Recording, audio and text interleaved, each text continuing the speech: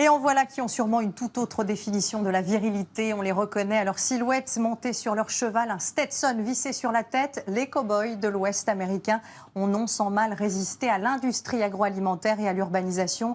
Mais pour les rencontrer, il ne faut pas hésiter à se rendre dans l'un des endroits les plus reculés du pays, en plein cœur du Wyoming. Regardez ce reportage exceptionnel de nos correspondants Michel Floquet et Mathieu Derrien. C'est un ranch moyen pour le Wyoming, 25 000 hectares environ, plus de 2 fois la superficie de Paris. Le premier village est à 40 km, la première ville à 1h30 de voiture. Sur ces terres pratiquement vierges, des animaux sauvages en quantité, cerfs, antilopes, et les troupeaux de la famille Craigo. 650 vaches et leurs veaux qui pestent à l'infini sur ces maigres pâturages. Chaque matin ou presque, c'est le même rituel, regrouper les chevaux. L'essentiel du travail va se faire sur ces quarter horse, sélectionnés pour leur calme et leur aptitude à travailler au milieu des troupeaux. On va rassembler toutes ces vaches. On se met derrière avec les chevaux et on les pousse par là vers le corral. Barry peut compter sur ses 2 filles à cheval depuis l'âge de 3 ans. On va s'occuper des vaches. Tu as déjà fait ça? Oui, Ça te plaît? oui, c'est drôle. Tu n'as pas peur? Pas vraiment. Il faut des heures pour regrouper 300 vaches et autant de veaux.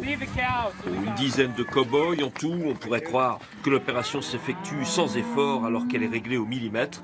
L'essentiel est d'éviter la panique, les mouvements incontrôlés qui en quelques instants peuvent ruiner le travail de toute une journée. Aucun problème? Ouais, ça se passe bien. Aucun incident. Tout va dans la bonne direction. Arrivés au corral, les veaux sont séparés de leur mère, sans précaution excessive. Horde est le doyen des cow-boys. Il est sur le ranch depuis plus de 40 ans. Il en est la mémoire. Aujourd'hui, c'est plus mécanisé, donc il y a moins de gens qui vivent sur le ranch. C'est plus facile, mais c'est différent. Qu'est-ce qu'il faut comme qualité pour faire un bon cow-boy? Je ne sais pas. Il faut aimer ce qu'on fait.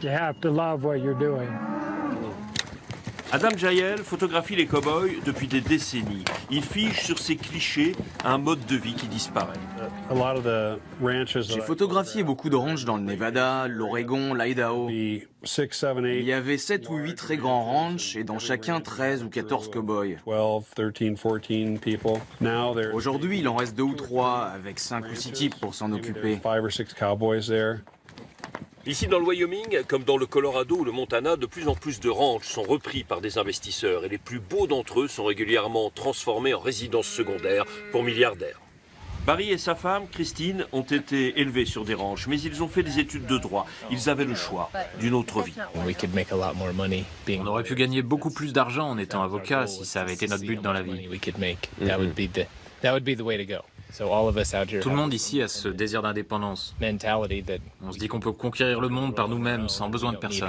Pour survivre ici et pour aimer être ici, il faut avoir cette mentalité. Parce que vous êtes seul. Ce n'est pas Horde, le vieux cow-boy, qui dira le contraire, lui qui continue de chanter le destin des hommes de l'Ouest.